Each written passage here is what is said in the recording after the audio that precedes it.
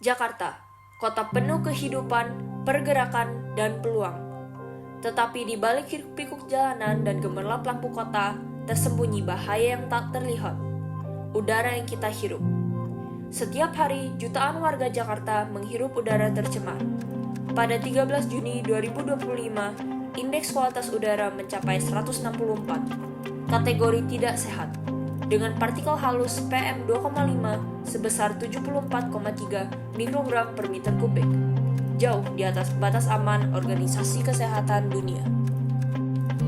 Bagi lebih dari 10,5 juta penduduk, polusi udara adalah ancaman nyata bagi kesehatan.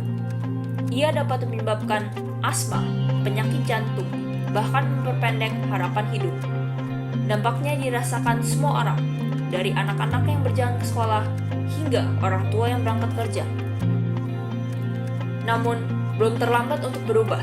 Kita bisa berkontribusi dengan mengurangi energi fosil, mendukung transportasi umum, dan mematuhi aturan emisi. Langkah kecil seperti berbagi tumpangan atau menggunakan kendaraan listrik bisa membawa dampak besar bagi udara kota. Udara bersih adalah hak, bukan kemewahan. Mari kita perjuangkan Jakarta yang lebih sehat untuk diri kita, keluarga kita, dan generasi berikutnya. Perubahan dimulai dari diri kita sendiri dan lingkungan sekitar.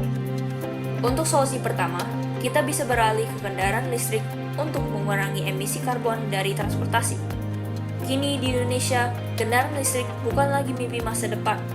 Teknologinya berkembang pesat dan semakin mudah dijangkau. Tidak hanya bagi kalangan atas, tetapi juga masyarakat menengah. Kendaraan listrik menggunakan energi yang lebih ramah lingkungan dan membantu menekankan polusi udara di kota. Selain itu, berbagi kendaraan juga solusi sederhana. Dengan berpergian bersama, jalanan lebih lancar, bahan bakar berkurang, dan langit Jakarta bisa kembali biru. Jika semakin banyak dari kita yang beralih, udara kota dapat kembali sebening kaca. Solusi selanjutnya, daripada menggunakan mobil pribadi untuk bepergian, cobalah beralih ke transportasi umum seperti bus, kereta, atau MRT. Dengan cara ini, kita dapat mengurangi jumlah kendaraan di jalan, menurunkan polusi udara, dan membantu mengurangi kemacetan. Selain itu, menggunakan transportasi umum juga lebih hemat biaya dan bisa menjadi waktu untuk beristirahat sejenak atau membaca buku selama perjalanan. Banyak kota kini semakin memperluas jaringan transportasi umumnya dan meningkatkan kenyamanan serta ketepatan waktunya, sehingga warga semakin terdorong untuk meninggalkan mobil pribadi dan berkontribusi pada lingkungan yang lebih bersih dan sehat. Ketiga, kelola limbah dengan cerdas. Jangan membakar plastik atau kertas hanya karena tampak praktis dan cepat.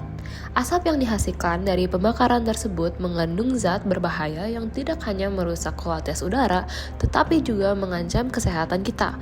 Bau yang muncul mungkin akan hilang dalam sekejap, namun partikel beracun di udara bisa bertahan lama dan masuk ke dalam paru-paru kita tanpa kita sadari. Dengan mengurangi kebiasaan membakar limbah, kita sudah melindungi diri, keluarga, dan lingkungan dari risiko polusi udara.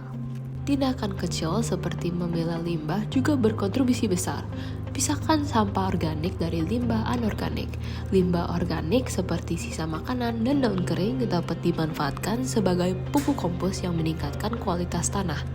Sementara itu, limbah anorganik seperti botol plastik, kaleng, dan kertas dapat didaur ulang menjadi barang baru yang berguna. Dengan cara ini, kita tidak hanya mengurangi jumlah limbah yang berakhir di tempat pembuangan, tetapi juga membantu menghemat sumber daya alam. Menjaga kualitas udara berarti menjaga kehidupan. Udara yang bersih membantu kesehatan kita, mengurangi kemungkinan penyakit pernapasan, dan menciptakan lingkungan yang lebih nyaman untuk dihuni. Setiap individu, dari anak-anak hingga orang dewasa, berhak untuk menghirup udara yang segar dan bersih setiap hari.